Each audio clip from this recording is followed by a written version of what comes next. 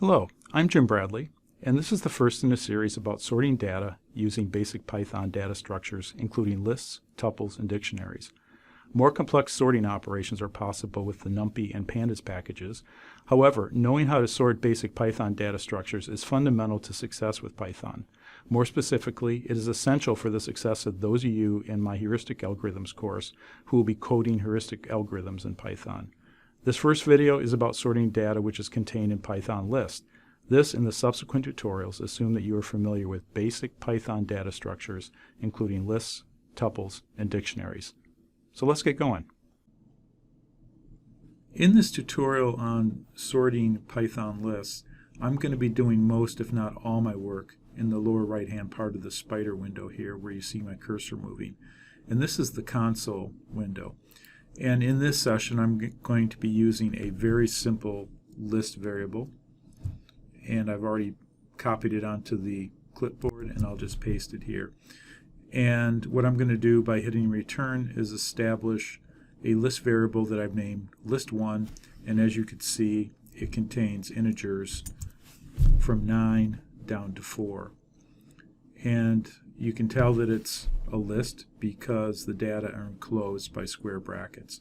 And if I ever want to check and see the value of list1, all I need to do is type its name and hit return.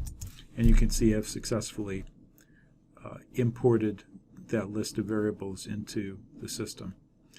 Now, the first method that I'm going to tell you about in terms of sorting methods is to just take the name of your list variable, in this case list1, type dot and then sort, and then an open and a closed parentheses. Sort in this case is a function or a method that operates on the list that we call list1.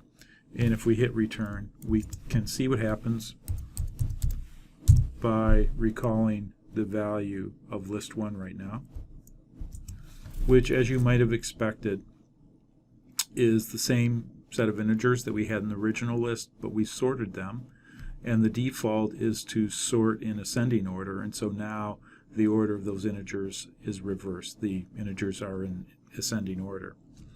Now, if we ever wanted to sort a list in descending order, that's easy to do, and we do that by using the sort function. And so I'll type list1.sort. The only difference here is that we have to give the sort function a parameter. And in this case, there's a parameter called reverse. And if we set reverse equal to the Boolean value true, the expected thing's going to happen where you will sort this list in reverse order. Notice here that reverse is the parameter name, and we're setting it equal to a Boolean value. And you'll see that true turned green, which in this case indicates that Python recognizes that as a Boolean value. In order for that to happen, you have to use a capital T in the true. So let's hit return, and let's see how the value of list1 has changed. And you'll see that we did exactly what we wanted to do, which is now we've returned list1 into the original descending order. I'm going to show you a different method that you can use with a lot of different object or data types, and that's to use the keyword sorted. And so what I'm going to do now is type print sorted. And the way sorted works is after you've typed sorted in an open parentheses, you put in the object that you want to sort, in this case list1, and I'll type return, and you'll see that in general we accomplish the same results that we did with the list1 .sort. We've sorted the data in ascending order. But there's something different and interesting going on here, which is if we check the contents of list1, we'll see that they actually did not change.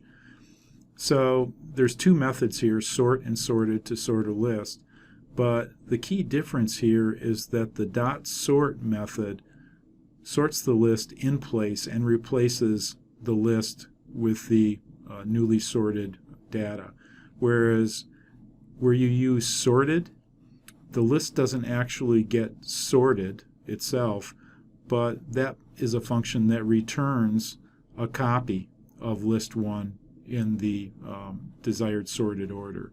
And so list 1 never changes here. And where sorted comes in handy is if we want to leave the order of list 1 intact, for example, and we want to copy a sorted version of it into another variable. So for example, if I type list equals sorted list 1 in return, we can then check the contents of X, and we'll see that X is a list.